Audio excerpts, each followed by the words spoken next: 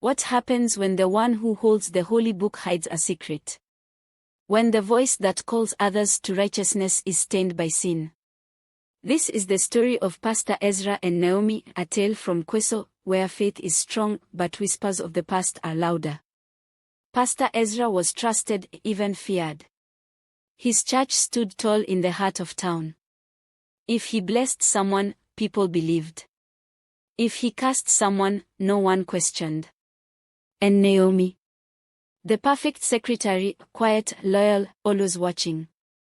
But behind her calm eyes was a secret. Naomi wasn't just watching.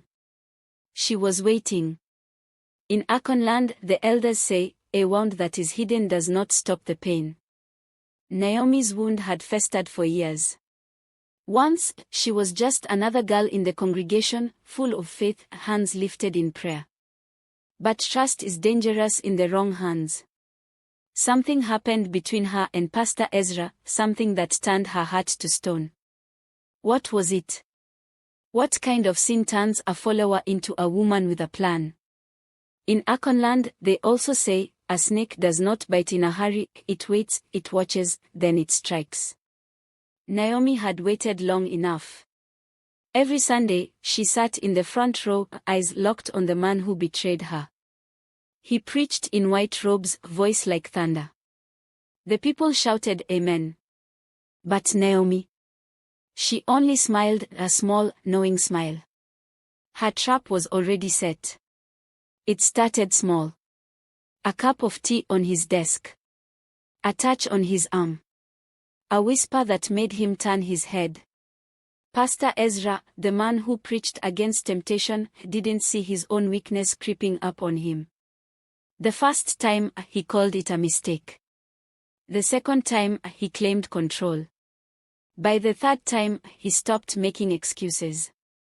Naomi let him believe it was his own hunger that led him to her. And when he fell completely, when there was no turning back, she knew it was done. Life went on. Pastor Ezra still called fire from heaven, still stood as a pillar of holiness. But even the strongest tree can rot from within. It started with.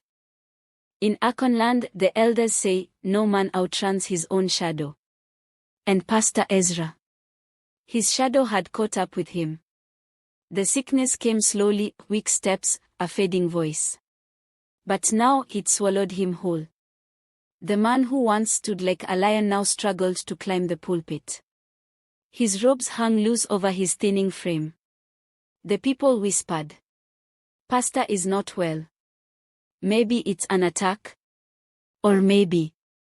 And Naomi? She watched. Silent. Waiting.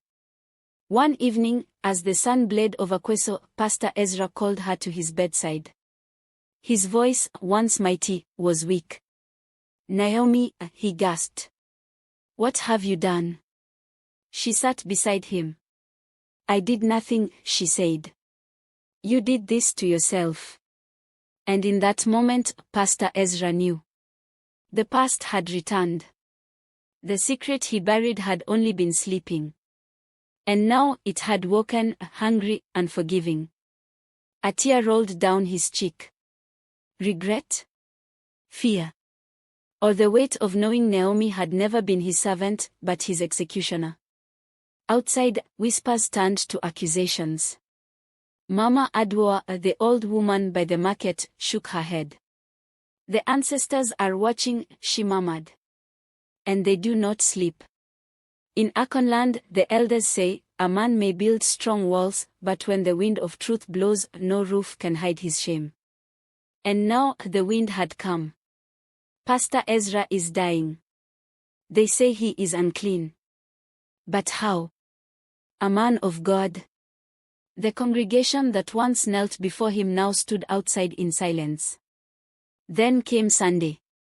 No sermon. No singing. Only stillness. Mama Adwa rose. Her eyes settled on the broken man before her. Pastor Ezra, she said, you have always judged others. What do you have to say for yourself? A long silence. Pastor Ezra lifted his head. His voice was weak but clear.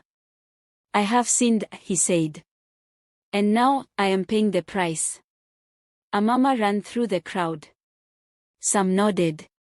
Some turned away. And Naomi? She stood still. Watching. Waiting. But the fire inside her had burned out.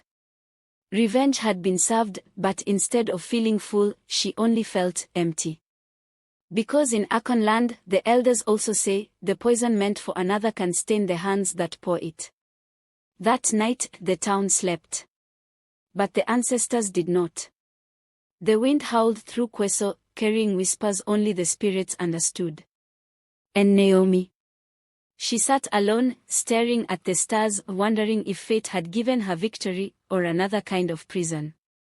And was justice served? Or did the gods have one last lesson for them both? Some stories do not end with answers, only lessons.